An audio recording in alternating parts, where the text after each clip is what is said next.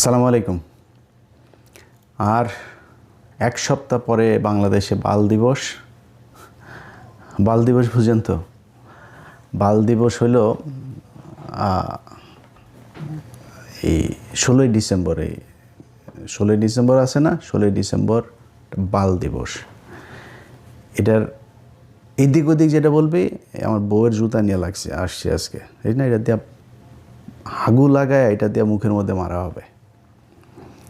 16ই ডিসেম্বরের যে বিজয় দিবস বলবে, ওইটারে অনুষ্ঠানের ভিডিও পুরাটা দেখা তারপরে শেষ করতে হবে। একটু শুই না পাশার মধ্যে গরম তাপ লাগা তারপরে জাম করে উঠা গেলে হবে না। শেষ পর্যন্ত উঠা তারপরে বলে যাইতে হবে যে ইলিয়াস ভাই কি আসলে ঠিক বললো নাকি ব্যাঠিক বললো। যদি ব্যাঠিক বলি, আমার জুতা দিয়ে পেটায়েন, কোনো সমস্যা। আপনাদের সবার জুতা নিয়ে আমার গালে আমি নিব, কোনো সমস্যা নেই। শেষ করে যাইতে হবে, এটা অনুরোধ থাকলো। খুব গুরুত্বপূর্ণ প্রতিটা কথার, মানে এমনিতেও তো মানে দাম আছে। যেমন এই যে কথা বলছি না, 10 মিনিটের কথা অনেক টাকা দেয় কিন্তু ইউটিউব আমাকে। সো এমনিতেও দাম আছে, কথাগুলো অনেক দামি কথা, এটা শোনা যাইতে হবে। বেশিক্ষণ লম্বা করব না আজকের ভিডিও। মুক্তিযুদ্ধ নিয়ে কিছুই বলা যাবে না, বিশাল আকারে মুক্তিযুদ্ধ নিয়ে একদম আলাপই করা যাবে না। এটা কোরআন নাকি যে এটার কোনো পরিবর্তন নাই, কোনো কিছু নাই, কোনো আলোচনা করা যাবে না। মুক্তিযুদ্ধের সময় এখন পর্যন্ত যারা মুক্তিযোদ্ধা আছে, আমাদেরকে যারা মুক্তিযোদ্ধা বলে, যারা যুদ্ধ করে দেশ স্বাধীন করেছে, এই মুক্তিযুদ্ধ মন্ত্রী ছিল এই যে মুজাম্মেল, নিকোলের বয়ফ্রেন্ড। 5 তারিখের আগের দিন পর্যন্ত নিকোলের মতো এরকম অনেক নারীদের খেয়ে গিয়েছে। তার মানে শরীরে শক্তি টক্তি ভালোই আছে। তো এরকম মুক্তিযোদ্ধা সারা দেশে আছে না? 20,000 টাকা করে ভাতা নিচ্ছে। এদেরকে ডাক দিয়ে আপনি জিজ্ঞেস করতে পারতেন না যে ভাই আসলে কতজন মুক্তিযোদ্ধা ছিল, কে কে রাজাকার ছিল, কার কার মারে পাকিস্তানিরা নিয়ে লাগাইলো? এগুলো করা যাইতো, তো খোঁজ নেওয়া যাইতো না? করেন নাই। কারণ কি? এটা বিশাল একটা গ্যাপ এই জায়গায় আছে। এই ভ্যাকিউম কেউ পূরণ করিতে চায় না। কারণ কি? এইটা করলেই এই যে ব্যবসা, এই ব্যবসা সব শেষ। এই ব্যবসা তো কেউ বন্ধ করতে হবে না। এই যে এখন দেখেন না, আওয়ামী লীগ চলে গিয়েছে, এখন বিএনপি এসেছে, এসে তারপরে সেই ব্যবসা আবার শুরু করেছে। সব শেষ। তারেক রহমানের একটা বক্তব্য শুনলাম। তারেক রহমান ভাই, আপনি সবশেষ যে বক্তব্য দিয়েছেন, আপনার বক্তব্য কিন্তু আমরা এই 71-এর মুক্তিযুদ্ধ নিয়ে গত 6 বছরে 7 বছরে আপনার অনেক বক্তব্য আমরা শুনেছি। আপনি কিন্তু একদম মানে পড়াশোনা যে প্রচুর করেছেন ইতিহাস নিয়ে, সেটা বোঝাই গিয়েছে। আপনি বই ধরে ধরে তারপরে এই আলোচনাগুলো করতেন, সেই বক্তব্য শুনেছি। আজকের এই 2 দিন আগের যে বক্তব্য আপনি ইতিহাস নিয়ে দিয়েছেন, সেই ইতিহাসের বক্তব্য আর আপনি এতদিন যে বক্তব্য বলেছেন, সেটা মিলছে না একসাথে। যদি আওয়ামী লীগের বয়ান যদি আপনি ইতিহাস মনে করেন, তাহলে আওয়ামী লীগের বয়ান অনুযায়ী আপনার আব্বা কিন্তু একজন রাজাকার। এটা কিন্তু মাথায় রেখে তারপরে ইতিহাস নিয়ে আলোচনা করতে হবে, খুব সাবধানে। আর যদি মনে করেন না, আসলে ইতিহাস নিয়ে কথা বলতে চাই, ইতিহাস যেটা সত্য সেটাই জানাইতে চাই, তাহলে অনুরোধ থাকবে আল্লাহর রাস্তায় আপনাদের নির্বাচনী ইশতেহারে যেন এবার থাকে কতজন মানুষ মারা গিয়েছে, কতজন মানুষ ধর্ষিতা হয়েছে, কতজন মানুষ আসলে মুক্তিযোদ্ধা ছিল, কতজন রাজাকার ছিল, এটা আমরা দিব, এটা জরিপ করব। আর বেশি দিন সময় নাই কিন্তু। জেনুইন অরিজিনাল মুক্তিযোদ্ধা, এই মুজাম্মেলদের মতো ভুয়া মুক্তিযোদ্ধা না, অরিজিনাল মুক্তিযোদ্ধা, তারা কিন্তু এখন সবার বয়সে 70-এর উপরে। আর 5 বছর পরে কিন্তু একটারও খুঁজে পাওয়া যাবে না। খুঁজে পাওয়া গেলেও তাদের বক্তব্য রেকর্ড করতে পারবেন না, কারণ সেই অবস্থা তাদের শারীরিক মানসিকভাবে থাকবে না। অতএব আপনাদের ইশতেহারে থাকতে হবে যে আমরা জানতে চাই, এই প্রজন্ম, আমি আমার চাইতে ছোট বয়সের যারা মুক্তিযুদ্ধ দেখি নাই, আমরা জানতে চাই আসলে কি ঘটেছিল 71-এর বাংলাদেশে। এটা জানার অধিকার আমাদের সবার আছে। এখন যদি আওয়ামী লীগের বয়ান দিয়ে যদি চালাইতে চান, খুব খেয়াল করে তারপরে সামনে পা ফেলতে হবে। কিন্তু ধরেন এই পৃথিবীর ভেতরে, ধরেন একটা দেশ বলেন, অ্যাকসেপ্ট এই আপনার মিডল ইস্ট, যেসব আর চীনের মতো যেসব দেশে রাজতন্ত্র, একনায়কতন্ত্র, কমিউনিস্ট, এই টাইপের দেশটি যেগুলি আছে, এর বাইরে যেখানে গণতন্ত্রের প্র্যাকটিস আছে, পৃথিবীর এমন কোনো দেশ দেখাইতে পারবেন না যেই দেশে অ্যাট এ টাইমে প্যারালালি 3টা পলিটিক্যাল দল এক্সিস্ট করে। 2টা, সবখানে 2টা। আপনি আমেরিকা বলেন, লন্ডন বলেন, যত মানে বড় বড় আপনার দেশ যা আছে, সেটা এই ইন্ডিয়া বলেন আর বাংলাদেশ বলেন, কখনোই কিন্তু 3 দল একসাথে সমান শক্তিশালী 3টা বিরোধী দল পৃথিবীর কোথাও নাই। যেখানেই যাবেন আপনি 2টা। এখন বাংলাদেশে 2টা শক্তিশালী রাজনৈতিক দল আছে, একটা বিএনপি, একটা জামাত।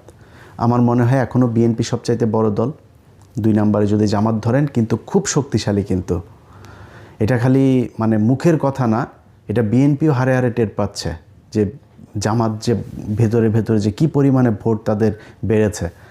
এখন 3 নাম্বার আরেকটা দল এরকম বড় বৃহৎ আকারে আসবে সেই সুযোগ নাই। যদি আসে সেটা বিএনপি আসবে। যদি বিএনপি মনে করে যে 71-এর সেই আওয়ামী বয়ান নিয়েই আসবে, তাহলে বিএনপির মোড়কে কিন্তু আওয়ামী লীগ চলে আসবে। নামে মনে হবে, সবারকে দেখে মনে হবে এই তো বাংলাদেশ জাতীয়তাবাদী দল, কিন্তু এই দলে জাতীয়তাবাদের কেউ থাকবে না। এখানে সবই সেই আওয়ামী লীগের মতোই, সেই লোকজনের কথা, সেই সব কিছু তাদের মতোই মনে হবে। আর সেটা যদি তারেক রহমানের বক্তব্যটাও যদি সেরকম হয়, তাহলে তার কিছু বলার নাই। একমাত্র জিয়া পরিবারকে আমরা বিশ্বাস করি যে না, তারা অন্তত বাংলাদেশ জাতীয়তাবাদের এই বাংলাদেশে তারাই হচ্ছে গিয়ে প্রণেতা, এবং তাদের হাত ধরে এটা শুরু হয়েছিল। তাদের এই পরিবার যতদিন থাকবে বাংলাদেশ জাতীয়তাবাদ এটা থাকবে। এখন বাঙালি জাতীয়তাবাদে যদি আপনি যাইতে চান, সেটা আবার ওইটা কিন্তু আওয়ামী লীগের নিয়ে হয়ে যাবে। তখন নামে থাকবে হয়তো বিএনপি। আওয়ামী লীগের ইতিহাস বাংলাদেশে শেষ, এটা মনে মনে আপনাকে বেঁচে রাখতে হবে। সব শেষ। শেখ হাসিনার কথা আপনারা টেলিগ্রামে যারা শুনেছেন যে এখন আমাদের আর কি করা, আমাদের আর করণীয় নেই, আমাদের গেরিলা হামলা করতে হবে। মানে বক্তব্য বুঝেছেন তো যে তার হাতে আর কোনো কিছু করার নাই। আন্তর্জাতিক বলেন, জাতীয় বলেন, সবখানে তাদের দেখা শেষ। এই দেশের মানুষও তাদের কথা এখন কেউ নেমে আসবে না। সো 2-4টা ভাঙচুর জ্বালাও পোড়াও করতে পারেন, করলে আবার মামলা খাবেন। এই রাস্তা তো আপনারা দেখিয়ে দিয়ে গেছেন। একটা হবে 1200 মানুষের নামে মামলা হবে। মুরগির উপর বোমা মারার মামলা করেছেন না? সো এই রাস্তা তো আপনারা দেখিয়ে গিয়েছেন। পুলিশকে সেই ইকুইপমেন্ট দিয়ে গিয়েছেন। আড়ি পাতা দিয়ে এখন স্বরাষ্ট্র উপদেষ্টা সরাসরি বলে আড়ি পাতা হবে। আপনারা এগুলো করে খুব বেশি সুযোগ সুবিধা নিতে পারবেন না। সো বিএনপি, জামাতের জায়গায় থাকবে। জামাত যেহেতু উঠে গিয়েছে, জামাত তো এখান থেকে উপরে উঠবে, নিচে নামবে না। তো এখন আপনারা কারা থাকবেন? বাংলাদেশ জাতীয়তাবাদ থাকবেন না বাঙালি জাতীয়তাবাদ থাকবেন? সেটা হচ্ছে আপনাদেরকে ডিসাইড করতে হবে। যাই হোক, বিএনপিকে খুব বেশি নসিহত করতে চাই না, বিএনপির নিজস্ব ব্যাপার। বিএনপিকে নিয়ে কথা বললে আবার বিএনপি আবার আমাদের জামাত বানায় দিবে, যেখানে ভাই আপনাদেরকে অবমূল্যায়ন করে ছোট করে কথা বলার মতো সুযোগ নেই। অনেকে বিশাল গ্যাঞ্জাম বাঁধাইতে চাচ্ছে আমাদের আর বিএনপির মাঝখানে। আমারে দিয়ে সেটা পারবেন না। কারণ হচ্ছে কি, কারণ এই বিএনপি তো গত 15 বছরে তারা জীবন দিয়েছে, তাদের পার্টির লোক গুম হয়েছে, তারা জেলে ছিল। এই পুরো দলটারে একদম যা মনে চায় তাই বলবেন, এটা বলা আমার এত দুঃসাহস হয় না, যে কারণে খুব বেশি বুঝাইলাম না। বাট সামনের দিনগুলোতে খুব সাবধানে পা চলতে হবে। মনে করেন জামাত ইসলাম ক্ষমতায় আসলো, আওয়ামী লীগ যা করেছে এই বিএনপির উপরে, জামাত ইসলাম সেটা কোনোদিনও করবে না। করলে আমরা ছেড়ে দেবো না তো, যে জামাত এসে বিএনপিরে গুম করবে, খুন করবে, বিএনপির একদম বিরোধী দল নিশ্চিহ্ন করে ফেলবে, জামাতটা আমরা ছেড়ে দেবো নাকি? কিন্তু যদি আওয়ামী লীগকে আবার আনেন, আম এবং ছালা দুটাই যাবে। এবার আসল আলোচনায় আসি। আজকে আমার এই বাম সাইডে আমার বউয়ের জুতা দেখাইছি না আগে, এই জুতাটার পাশাপাশি আরও একটা জিনিস আমার কাছে এনে রেখেছে, এইটাও আপনাদের একটু দেখায় তারপরে অনুষ্ঠান শেষ করব। আজকে পিনাকিদার মতো আমার এডিটর সাহেবদেরকে একটু বলবো যে একটু কাজ করতে। এটা হচ্ছে আমাদের আপনার অরক্ষিত স্বাধীনতায় পরাধীনতা, এটা মনে হয় লেখাটা উল্টা দেখাবে যেহেতু ভিডিওতে। সো এই অরক্ষিত স্বাধীনতায় পরাধীনতা, এই বইটার এটা হচ্ছে এডিটর সাহেব আমার এটার প্রথম পৃষ্ঠার ছবিটা আপনাকে দিয়ে পাঠিয়ে দেব, আমি একটু দেখায় দিয়েন। এটা দ্বিতীয় সংস্করণ, দ্বিতীয় প্রকাশ জুলাই 2019, প্রচ্ছদ সুব্রত সাহা, প্রকাশক শহীদুল ইসলাম, কমলকুড়ি প্রকাশনার, বাংলা বাজার, মান্নান মার্কেট, 3য় তলা, ঢাকা 1100। যাই হোক, এই বইয়ের আমি আপনাদেরকে যেটা পড়বো 2019 সালে, কিন্তু আওয়ামী লীগের সময়ে এটার হয়েছে। এটার 48 নম্বর পৃষ্ঠা আপনাদেরকে আমি 48 থেকে 49 এবং 50 নাম্বার, ছোট 2-3 মিনিটের ভেতরে আপনাদের পড়ে শেষ করে দিব। এই বইটা হচ্ছে এই মেজর জলিল। আমি কিছুক্ষণ আগে বললাম না যে 16 ডিসেম্বর বিজয় দিবস বলে জুতা দিয়ে পেটাবো, এটা কিন্তু আমি বলিনি, এটা এই মেজর জলিল বলে গিয়েছেন। কেমনে বলে গিয়েছেন? উনি ওনার ভাষায় বলেছেন, আমি আমার ভাষায় বললাম আর কি। তো 48 নম্বর পৃষ্ঠার একদম শেষ 5 নম্বর লাইন থেকে পড়া শুরু করবেন। 16 ডিসেম্বর 1971 সনে ভারতীয় সেনাপতি জেনারেল অরোরার কাছে পাকিস্তানি সেনাপতি জেনারেল নিয়াজি যে আত্মসমর্পণ করেছেন সেই ইতিহাস চিরযুগী অম্লান হয়ে থাকবে। বেতনভুক্তদের ইতিহাস লেখা হয় না, তারা ইতিহাস নয়, তারা ইতিহাসের খোরাক মাত্র। ঐতিহাসিক 16 ডিসেম্বর 1971 সন বাংলাদেশের মুক্তিযুদ্ধের আনুষ্ঠানিক অবসানের দিন। আনুষ্ঠানিক কী দিন? অবসানের দিন, বিজয় দিন না, কিন্তু শেষ করতে দেন। হানাদার পাকিস্তানি বাহিনী ভারতের পূর্ব অঞ্চলীয় কমান্ডারের অধিনায়ক লেফটেন্যান্ট কর্নেল জগজিৎ সিং অরোরার কাছে ঢাকার রেসকোর্স ময়দানে আত্মসমর্পণ করে। যে যুদ্ধ বাঙালি সশস্ত্র গণবিস্ফোরণ ও মুক্তিযুদ্ধের মধ্য দিয়ে শুরু হয় তার শেষ হয় ভারতীয় সেনাবাহিনীর অধিনায়কের কাছে হানাদার পাকিস্তানি বাহিনীর অধিনায়কের আত্মসমর্পণের মধ্য দিয়ে। হিসেব মিলছে না কেন? হিসেবের এই গরমিলের জন্য দায়ী কে বা কারা? যারা মুক্তিযুদ্ধ শুরু করেছিল, যুদ্ধ শেষে পরাজিত শত্রুপক্ষ মুক্তিযোদ্ধাদের কাছে আত্মসমর্পণ করল না কেন? পাকিস্তান এবং ভারতের মধ্যে তো কোনো যুদ্ধ হয়নি। মুক্তিযুদ্ধ সংঘটিত হয়েছিল হানাদার পাকিস্তানি সেনাবাহিনী এবং মুক্তিকামী বাঙালি জনগণের মধ্যে। ভারতীয় সেনাবাহিনীর কাছে পাকিস্তানি সেনাবাহিনীর আত্মসমর্পণের হেতুটি দেখা দিল কেন? কোন উদ্দেশ্যে? মুক্তিযুদ্ধের সর্বাধিনায়ক কর্নেল উসমানীর কাছে পাকিস্তানের পরাজিত নিয়াজি আত্মসমর্পণ করলেন না কেন? আত্মসমর্পণের সময় কর্নেল উসমানী উপস্থিত ছিলেন না কেন? অনুপস্থিত ছিলেন কেন? আত্মসমর্পণের বেশ কয়েকদিন পর কর্নেল উসমানী ঢাকায় এলেন কেন? এ সময়কাল তিনি কোথায় ক্ষেপণ করেছেন? তিনি কি তাহলে সত্যি কলকাতায় বন্দী ছিলেন? আজও বাংলাদেশের জনমনে নানান প্রশ্নের ভিড় জমেছে। এসব প্রশ্নের উত্তর দেশবাসী আওয়ামী লীগের কাছে থেকে প্রত্যাশা করেছে, কিন্তু আওয়ামী লীগ নেতৃত্ব এবং ভারতে অবস্থানরত প্রবাসী আওয়ামী লীগ নেতৃত্ব এ সকল প্রশ্নের জবাব দেওয়ার আজ পর্যন্ত কোনো তাগিদই বোধ করেনি। তাছাড়া আত্মসমর্পণের পর 1 সপ্তাহের পরে প্রবাসী আওয়ামী লীগ সরকার বাংলাদেশে ফিরে এসে বিনা প্রশ্নে গদিতে বসেন। মুক্তিযুদ্ধের সর্বাধিনায়ক ঐতিহাসিক আত্মসমর্পণ অনুষ্ঠানে কেন অনুপস্থিত ছিলেন সে সত্যটি উদ্ঘাটন করার জন্য আজ পর্যন্ত কোনো তদন্ত কমিটি গঠন করা হলো না। অথচ মুক্তিযুদ্ধের এই অসহায় মহানায়ক কর্নেল ওসমানীর কতই না প্রশংসা। কেন এই মিছিমিছি প্রশংসা? এর অন্তরালে কী রহস্য? রহস্য তো নিশ্চয়ই রয়েছে। ভারতীয় সেনাবাহিনীর অধিনায়কের কাছে পাকিস্তানি সেনাবাহিনীর অধিনায়কের আত্মসমর্পণের মধ্য দিয়ে প্রকৃত পক্ষে 16 ডিসেম্বর, যাকে আমরা বিজয় দিবস হিসাবে অভিহিত করি, যাকে আমরা 16 ডিসেম্বর বলে অভিহিত করি, সেই দিন থেকেই বাঙালির মুক্তিযুদ্ধকে সরাসরি অস্বীকার করা হয়েছে। 16 ডিসেম্বর যোদ্ধাদের বিজয় দিবস এর পরিবর্তে ভারতীয় সেনাবাহিনীর বিজয় দিবস হিসাবে ইতিহাসে আনুষ্ঠানিকভাবে চিহ্নিত করা হয়েছে। এই ষড়যন্ত্রের পেছনে আসলে উদ্দেশ্য হচ্ছে বাঙালির স্বাধীনতা সংগ্রামকে অস্বীকার করা এবং পাক ভারত যুদ্ধে পূর্বাঞ্চলের রণাঙ্গনে ভারতীয় সেনাবাহিনীর বিজয় ঘোষণা করা। এ বিজয়ে বাংলাদেশের মুক্তিপিপাসু জনগণ ও মুক্তিযোদ্ধারা ছিল নীরব দর্শক। আওয়ামী লীগ নেতৃত্ব ছিল বিনয়ী তাবেদার এবং কর্নেল ওসমানী ছিলেন অসহায় বন্দী। এ যেন ছিল ভারতের বাংলাদেশ বিজয় এবং আওয়ামী লীগ সরকার এ নববিজিত ভারত ভূমির যোগ্য লিজ গ্রহণকারী সত্তা। সুতরাং যেমন সত্তা তেমনি তার শর্ত, আর যায় কোথায়? এ তো গেল 16 ডিসেম্বরের সম্পর্কে কিছু কথা। অনুরূপভাবে 17 ডিসেম্বর তারিখে খুলনায় সার্কিট হাউস ময়দানে পাকিস্তান সেনাবাহিনীর আনুষ্ঠানিক আত্মসমর্পণ পর্ব অনুষ্ঠিত হয়। 9 সেক্টরের অধিপতি হিসাবে আমি সেখানে উপস্থিত থাকলেও ভারতীয় সেনাবাহিনীর কর্তৃপক্ষ আমাকে একরকম জোর করেই পেছনের সারিতে ফেলে দেয়। বারবার প্রচেষ্টা চালানো সত্ত্বেও আমাকে সামনে আসতেই দেওয়া হলো না। আমার প্রতিপক্ষ ভারতীয় সেনাবাহিনীর মেজর জেনারেল দালবীর সিংকে দিয়েই সেই আত্মসমর্পণের নেতৃত্ব বজায় রাখা হয়। অথচ দালবীর সিংয়ের অধীনস্থ সৈন্যরা যুদ্ধক্ষেত্রে সবসময় আমার বাহিনীর অনেক পেছনে অবস্থান করত। মুক্তিযোদ্ধাদের দীর্ঘ 9টি মাসের অসীম ত্যাগ, তিতিক্ষা আর আত্মাহুতির মধ্য দিয়ে রচিত বিজয় পর্ব এভাবেই ভারতীয় শত্রু চক্র দ্বারা লুণ্ঠিত হয়ে যায়। সংগ্রামী লড়াকু বাঙালি জাতি প্রাণপণ যুদ্ধ করেও যেন বিজয়ী হতে পারল না।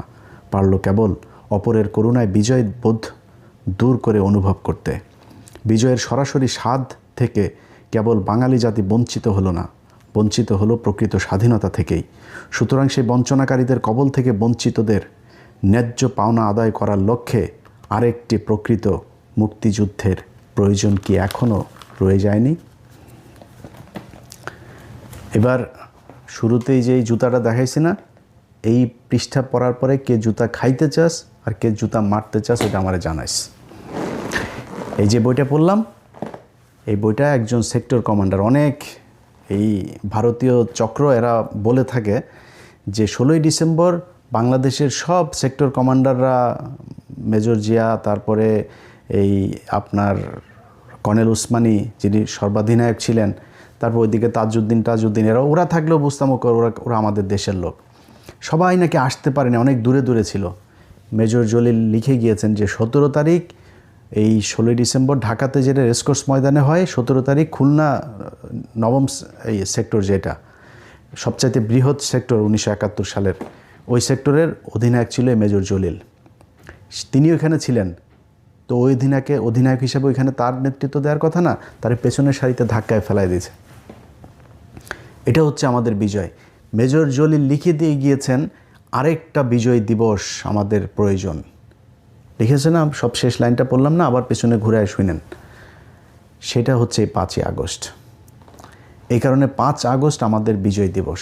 এখন ঘুরায়া পেঁচায়া মুক্তিযুদ্ধ নিয়ে কোনো কথা বলা যাবে না, মুক্তিযুদ্ধের ব্যাপারে কোনো কথা, মুক্তিযোদ্ধাদের নিয়ে কোনো কথা বলা যাবে না।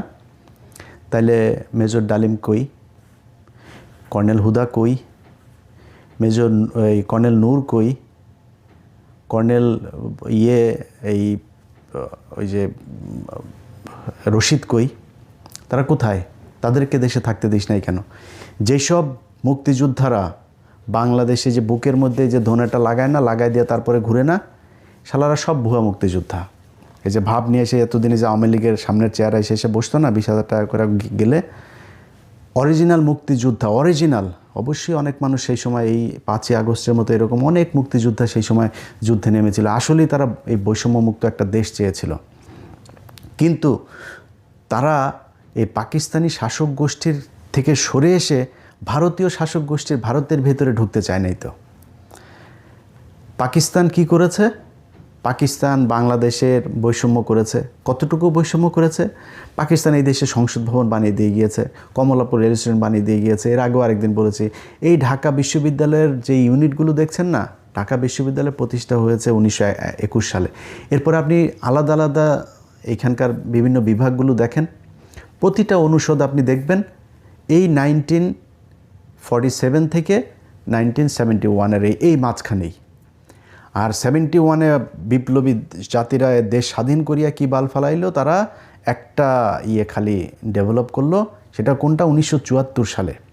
সেটা হচ্ছে চারুকলা একাডেমি, যেখানে সব বিজ্ঞানী এখন হয় যে কিসের গোয়ার মধ্যে কিমি ঢুকায় পয়লা বৈশাখে দেখেন না একটা শোভাযাত্রা বের হয়, এই রয়ের একটা হেডকোয়ার্টার এখানে বানালো। এখান থেকে নাস্তিক পয়দা হয়। এর বাইরে এই যে খুলনা নিউজপ্রিন্ট, এই যে আদমজি, এই যে যত বাংলাদেশে কল কারখানা আছে, একটা দেখাইতে পারবেন না যেটা 1947 থেকে 1971 এর বাইরে হয়েছে। এর বাইরে কি হয়েছে? পাকিস্তানিরা যাওয়ার পরে আমাদের দেশের সব নিউজপ্রিন্ট বন্ধ, এইটা বন্ধ, ওইটা বন্ধ। এই যে এখন যেগুলি এই কেরুয়ান কোম্পানি দেখেন, সব লস। এই যে এখন বিদেশিদেরকে দিতে চায় না বন্দর, বিদেশিদেরকে দিতে চায় না আপনার এই বিমানবন্দর, দিতে চায় না কেন? লুটপাট করে সব জায়গায় লোকসান, রেলওয়ে লোকসান, বাস লোকসান, বিআরটিসির লোকসান, বিআরটিএর লোকসান, সব জায়গায় লোকসান। একটা কোনো মিল ফ্যাক্টরি করতে পারে নাই। তো পাকিস্তান বৈষম্য করে এই দেশে সব প্রতিষ্ঠা করে গিয়েছিল, আর ইন্ডিয়া আমাদেরকে স্বাধীন করে দিয়ে সব মিল কল কারখানা এই বইটাতে এর পরের আরেকটা আছে, টোটাল 7টা না 8টা যেন আছে। এই 8টার মধ্যে একটা যে ভারতীয় বাহিনীর লুণ্ঠনের যে চিত্র, সেটা মেজর জলিল লিখে দিয়ে গিয়েছেন। কিভাবে তারা এই দেশের মিল কল কারখানার হসপিটাল থেকে শুরু করে সরকারি বিভিন্ন জিনিসপত্র সব চুরি করে নিয়ে গেছে এই ভারত। তাদেরকে আমরা এখন, তারা হচ্ছে আমাদের বন্ধু, তারা আমাদের দেশ স্বাধীন করে দিয়ে গেছে। আর ব্যাপারটা 16ই ডিসেম্বর সব ভারতীয় লোক, একটা বাংলাদেশের লোক রাখতে পারিস নাই তুই? এই যে ছবি আপনারা দেখেন 16ই ডিসেম্বরের, একজন বাংলাদেশের মানুষকে সেখানে থাকতে দেওয়া হয়নি। ভারত পাকিস্তান যুদ্ধে 16ই ডিসেম্বর ভারত বিজয়ী হয়েছে, 5 আগস্ট বাংলাদেশ বিজয়ী হয়েছে। এই কারণে 5 আগস্ট আমাদের বিজয় দিবস। এই 71 বেচা যারা খাইতে চাবে, গালের মধ্যে জুতা দিয়া পেটায়া, হাগু লাগায় জুতা দিয়া পেটানো হবে। সুদানির ফুয়ারা ইয়ার কি মারাও না। 16ই ডিসেম্বর আর 71 শেখ মুজিবকে নিয়ে আপনারা উত্তেজিত হয়েন না, উত্তেজিত না হয়ে চুপচাপ থাকেন। এই যে শাহরিয়ার ভাই দেখেছেন না, পদে আগুন লাগিয়ে দিয়েছে। এদের পদে আগুন এই চাপাবাজি করার দরকার নেই ভাই। বই দেখায় দেখায়া মুক্তিযোদ্ধারা যে বই লিখে দিয়ে গিয়েছে, তাজউদ্দিনের মেয়ের বই যদি পড়েন, আওয়ামী লীগের লোকের 90% ইমান চলে যাবে। খালি তাজউদ্দিনের মেয়ের এই তাজউদ্দিন আহমেদ নেতা ও পিতা বইটা পড়বেন, 99% ইমান ওই দিনই শেষ হয়ে যাবে। আওয়ামী লীগের প্রতি ওদের তো এটা ধর্ম, ওই ধর্মের যারা বাসিন্দা আছেন সব ইমান শেষ হয়ে যাবে। বই দেখায় দেখায় পৃষ্ঠা নাম্বার বলে বলে, কালকে বই বের করছি সব, ওখানে কোন কোন মার্ক করে রাখছে। এই যে মার্ক করা দেখছেন না বইয়ে, মার্ক করে করে রাখছে কিন্তু এগুলি। যখন যেটা যেখানে মনে করেছে যে এটা ভবিষ্যতে কাজে লাগবে, তো ওইটা এই কারণে মার্ক করে করে রেখেছি। এগুলো সব এক এক করে করে আপনাদের সব দেখানো হবে। মুক্তিযোদ্ধা নিয়ে কত জাউরামি হয়েছে এই দেশে, এই জাউরামি থেকে এই জাতিকে বের হইতে হবে। এই বালের মুক্তিযুদ্ধ বেচে এই জাতির আর খাইতে দেওয়া যাবে না। এবং এই দেশের মানুষ ওই মুডেও নাই। ওরা সারাদিন চিল্লাপাল্লা করুক ফেসবুকে, ওদের এখন ওদের গ্রুপে মোটামুটি মানে এই জায়েদ খান আগে ছিল না, ওই যে চলচ্চিত্রের এক জোকার, আমাদের এইখানের এখনকার এক এই জোকার, ওই যে আমতারেক টারেক, তারপরে ওই যে বিরানি আলম টালম, এইসব জোকার কিছু। ওদের খালি এখন হিরো আলম ছাড়া মোটামুটি সবাইকে ওরা ওদের দলে নিয়ে নিয়েছে। কোনো ভদ্র শিক্ষিত কোনো যারা ইতিহাস জানে, যাদের মানুষ পছন্দ করে, যারা দেশপ্রেমিক, যারা দেশের কথা বলে, একজন ওনাদের দলে নাই। ওনাদের দলে এখন সব এই চোর ঠাটফাট যেগুলি আছে। হিলারম ভাই, আপনি আবার রাগ করেন, এমনি আপনার নাম বললাম, আপনি তো ফান টান করেন, মজা টজা দেখান, এই কারণে বললাম আর কি। মানে আপনারও যে কোনো সময় ওইখানে নিয়ে নিতে পারে, যদি আপনি ওদের মতো অসভ্য না, এটা আগে বুঝায় নিলাম। যাই হোক ভাই, এই মুক্তিযুদ্ধের ইতিহাস নিয়ে ওরা যেভাবে কথাবার্তা বলে, কিচ্ছু বলা যাবে না। যদি সেটা হয় তাহলে মেজর ডালিমকে দেশে ফিরে আনতে হবে মাপ চায়।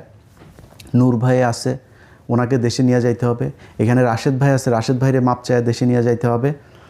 তো এগুলির করা লাগবে। রাশেদ ভাই আমি জানি না, রাশেদ ভাই অনেক দিন ধরে উনি আমার ফোন টোন, ওনার সাথে কথা হয় না, অসুস্থ কিনা জানি না। যাই হোক, রাশেদ ভাই ভালো থাকেন। প্রিয় ডালিম ভাই, আপনাদের ইনশাল্লাহ যদি নাকি আল্লাহ কোনো দিন সুযোগ দেন, আপনারা এই জাতির অরিজিনাল মুক্তিযোদ্ধা, যেটা বললাম যে যারা এতদিন ধরে এই যে বুকে এগুলি লাগে করতে, এগুলি সব ভুয়া মুক্তিযুদ্ধ। এই শালারা একটাও মুক্তিযুদ্ধ করে নাই।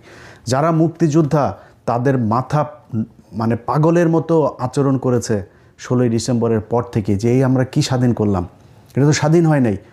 15ই আগস্ট এই মুজিবের গোষ্ঠী শুদ্ধ বিচিতে চাইপা তারপর ওরা একটু শান্তি পেয়েছিল। সেটারও আবার জিয়াউর রহমান আবার পদ মেরে দিয়েছেন। জিয়াউর রহমান এই লোকগুলিরে থাকতে দেন নাই। জিয়াউর রহমান যদি ওই দিন এই লোকগুলিরে থাকতে দিত, তাইলে কিন্তু জিয়াউর রহমানকেও মরতে হয় না, এই দেশও আবার ভারতের ইয়েতে যায় না। অতএব জিয়াউর রহমান একজনকে এনেছিলেন, সেটা হচ্ছে শেখ হাসিনা, এনে নিজে জীবন দিয়েছিলেন। এখনকার বিএনপির তারেক রহমান সাহেব যদি ভালোবেসে আবার শেখ হাসিনা বা আওয়ামী লীগের জয় পুতুল এদেরকে আনতে চান, আপনার অবস্থাও কিন্তু আপনার বাপের মতোই হবে। অতএব খুব হিসাব করে লস কতটুকু করবেন। হ্যাঁ, আপনি এবার হয়তো ক্ষমতায় না আসতে পারেন, পরের বার আসবেন, দল গুছান, ভালো করেন, ভালো। আপনি জামাত ইসলামের তো ভুল আছে, দোষ আছে, সমস্যা আছে, সেগুলি তুলে ধরেন। আপনারা পরের বার আসবেন, মেরে ফেলবে না, মাজা কোমর ভাঙবে না, দেশ থেকে বের করে দিবে না, পয়জন দিয়ে জেলখানায় নিয়ে আপনার মায়ের মতো মারবে না, দেশে থাকতে পারবেন। একটা সহনশীল পরিবেশ থাকবে। এই যে এইবার অনেক কিছুই তো হচ্ছে জামাত বিএনপির মধ্যে, আপনি দেখেন জামাতের লোকজন যাচ্ছে হসপিটালে দেখতে, বিএনপির মহাসচিব এই বদমাইশও দেখলাম তাহের বাইরে দেখতে গেছে। তাও এতটুকু তো আছে এখনও পর্যন্ত। আওয়ামী লীগের সাথে কি এটা ছিল নাকি? আরে ভাই, আপনি বিরোধী দল, একটা রাষ্ট্র, জমি নিয়ে, 1 কাঠা জমি নিয়ে মারামারি করে মানুষ মারা যায়। একটা রাষ্ট্রের ক্ষমতার এটা নিয়ে 2, 4, 5 হাজার মানুষও মারা যাইতে পারে, কিন্তু আপনার সাথে একদম মানে বিচ্ছিন্ন হয়ে যাবে। ওরা আরেক দেশ আইনা তারপরে এই দেশ দখল করায় ওদেরকে শায়েস্তা করতে হবে, গুম করতে হবে, জঙ্গি নাটক সাজাইতে হবে। এগুলি এই দেশে চলতে দেওয়া যাবে না। আর যারা যতই উত্তেজিত হয়ে যাচ্ছেন, এত উত্তেজনার কিছু নাই। শাহরিয়ার ভাই একানা, শাহরিয়ার ভাইয়ের সাথে এই দেশের প্রতিটা মানুষ আছে। আপনাদের সাথে ওই যে কিছু অখাদ্য কুখাদ্য যেগুলি বিরিয়ানি টিরানি এগুলি নিয়ে আপনারা বসে থাকেন, কোনো সমস্যা নেই। এবং এই যে টক শোতে নিয়ে কারা কারা এইসব এই আওয়ামী লীগের এগুলোর নিয়ে বয়ান চালাচ্ছেন না, এগুলো কিন্তু আমরা তাদের বয়ান হিসাবে নিচ্ছি না। আমরা ওই প্রতিষ্ঠানের ওই কোন সাংবাদিক ওইটার নেতৃত্ব দিচ্ছে, কোন গ্রুপের টেলিভিশন, এটা কোন গ্রুপের পত্রিকা, ওগুলো কিন্তু আমরা নজরে রাখছি। সো হিসাব করে পা ফেলতে হবে। বিপ্লব এখনও শেষ হয়ে যায় নাই। এই দেশে যদি মনে করে